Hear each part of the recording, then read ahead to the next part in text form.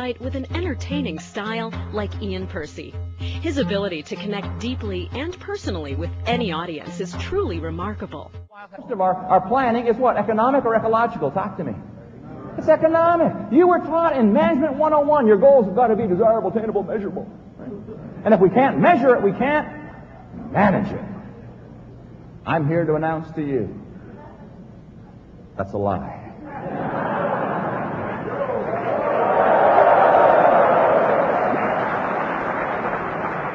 Oh, I'm not against measuring things, but folks, the most important things in your life are not measurable. I know people, mostly of the male persuasion, I'm embarrassed to say, who if somebody at home says, "How much do you love me?" would say 7.2. Wonder why you're upset. It's up a point from last month. Now, guys, write this down. All right, write this down. If somebody at home says, "How much do you love me?" the answer is this much. How many stars are there? Write that down.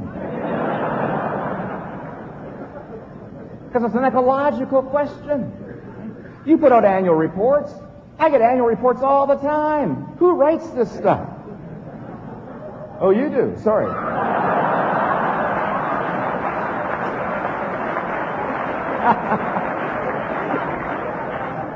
I can't read the little tiny numbers, right?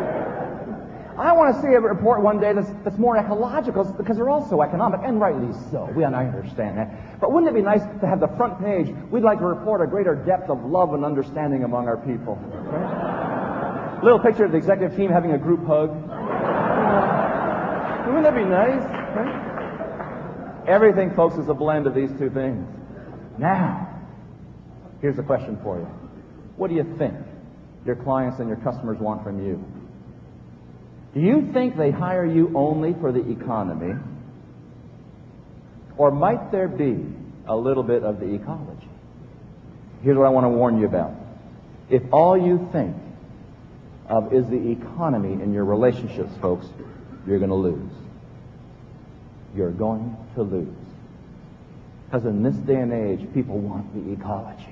They want something deeper. They don't have language for it, which is why they keep asking for things on an economic level. And we think we believe them, you see, because we're not listening with our hearts and our souls. They're asking for something far deeper. Do they need the economy? Yes, they need an economic advantage by working with you. But what will hold you together, folks, is not just that.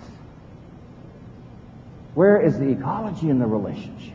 Whether speaking in Rome or in Reno, to scientists or salespeople, Ian takes his audiences to a deeper and better place of fulfillment and success. He will help make your event truly memorable and productive.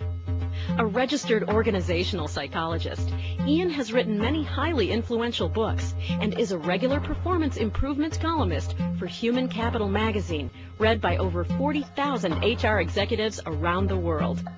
Ian was honored as one of the top 21 speakers for the 21st century by the influential Successful Meetings magazine, and is one of only 3 speakers worldwide to be inducted into both the U.S. and Canadian Speaker Halls of Fame. It's a restlessness in your soul that just something is wrong. I'm not in the right place. I'm not doing the right thing. This is a person who drives into work saying to themselves, "Why am I doing this?" I was always taught that this irritation, this restlessness, this anger meant that something was wrong with you and you should probably get it fixed. You should try to avoid those kind of feelings. May I suggest another view? May I suggest to you that the restlessness we feel in our souls is a divine source of energy. It's your destiny calling you. It's your destiny calling you. What angers you about the world? What frustrates you about the world just might be your purpose saying, "Where are you? Why aren't you fixing this?" May I suggest that you not run away from what irritates you. May I suggest that you run toward it. Because hidden in that irritation is your purpose. How many of you believe you always give the customer more than they paid for? Absolutely right. I know that. We could hear there's 1,000 stories in this room about how you've done it. 1,000 stories. Whatever you want, you got to give it away. A lot of you are leading teams. I can tell you how to have more power as a team leader than you've ever had in your whole life. Want to know how? You give the power away to the team. And they give it back to you 1,000 times over in their love and their devotion. Ian has an uncanny way of reaching through to the heart and soul of every audience member. Clients constantly remark on just how on target his message is. He works tirelessly to understand the situation and your goals for the event. And no speaker will do more to ensure a powerful and seamless flow to your program, including listening to speakers who come before him. For information on how to book Ian Percy, please refer to the accompanying material. Now, to enjoy and learn from Ian's provocative and humorous insights on corporate vision, keep watching. Have you seen this one? I've seen this one 1,000 times if I've seen it once. What gets me is they frame it and put it up on walls. Our mission is to become the preferred supplier in our chosen marketplace. Woo, woo, woo. I mean, how many meetings did that take? You know? I mean, hello? Do you think somebody else is out there saying, we want to be the third choice? Right? I mean, come on. Folks, I don't have any degrees in business administration at all, but it seems to me if you're not the preferred supplier, you don't have work. That's no mission. That's survival. Jeez. Here's another one. I remember this one so clearly. It came from an insurance company. And I remember it clearly because they had carved it into little pieces of granite they gave every employee to show you how flexible they were going to be. Not a word of a lie to you. Not a word of a lie. The central line of their mission read, to return to the shareholders 15% return on equity. I said, this is a joke. It's a joke. You actually get up on a Monday morning, give me 15% or give me death. Right? I said, at your funeral, you want the clergyman to stand over your coffin. Our dearly departed brother, return to the shareholder, 15% ROE.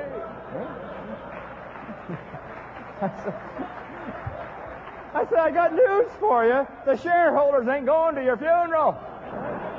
They don't care you're gone. They're sitting back going, next. But you hope your kids show up and talk about what kind of a mom and dad you were. You hope your buddies show up and talk about what kind of a friend you were. You hope your old employees show up and talk about what kind of a leader you were and how if it wasn't for you in their life, they would never have become what they've become. 15% ROE. It's the ecology.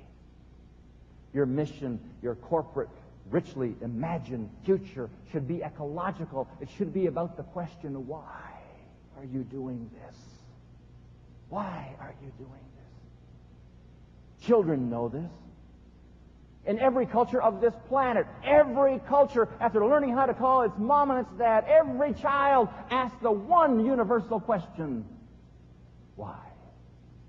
Which mother in this room has ever leaned over a crib? Can you say why? Why? No, it drives us nuts. Right? We usually wrap it all up by saying, because I said so. Oh, thank you for clarifying. Right? Children are born asking the most spiritual question in the universe, and we beat that out of them by grade 3.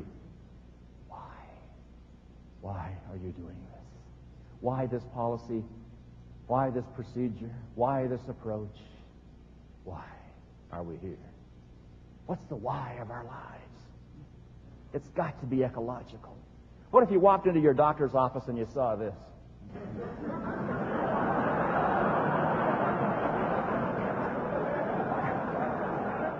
You wouldn't stay for a minute, right? Because it's self-centered and it's selfish. What makes you think your clients really care about how much money you want to make for the next fiscal year?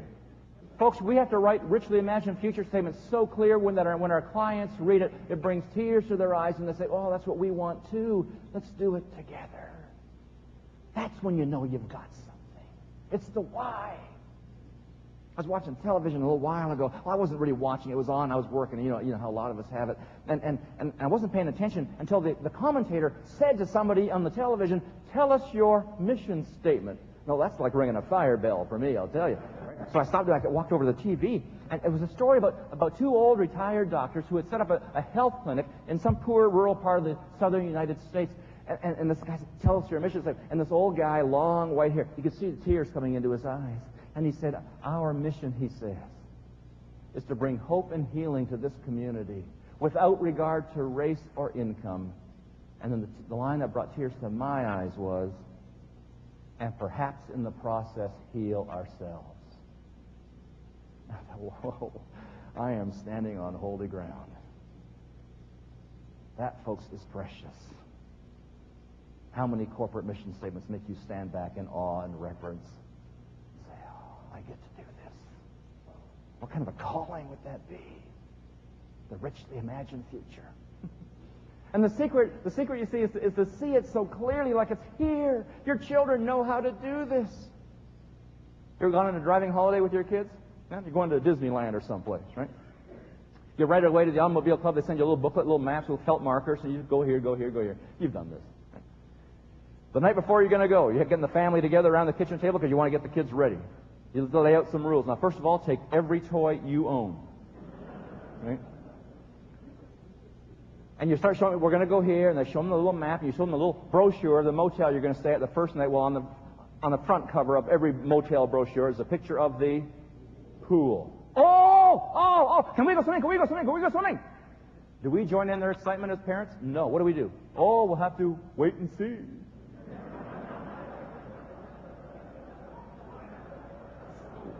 We have to wait and see?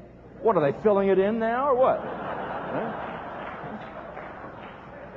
We have to wait and see. And then we add, you know that you've done this, you confess it to me, then we add this phrase, now don't get your hopes up too high. Right?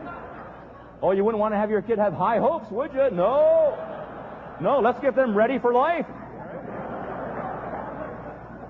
The next morning, you have not moved 1 inch out of your driveway. The back seat is filled with children and every toy you could think of. Juice boxes already half gone. You have not moved 1 inch. What are your kids wearing underneath their jeans? They're bathing suits. They're acting as though the future were here. They are ready for the richly imagined future. You drive, you pull into the motel. Sure enough, there's the pool. The kids in the back seat are doing what? They're getting undressed. You haven't even parked yet. Do you join in their excitement? No. First, we say we have to get settled. We have to get settled. Because where's your bathing suit if you even brought it? It's in the bottom of the suitcase. You are so boring.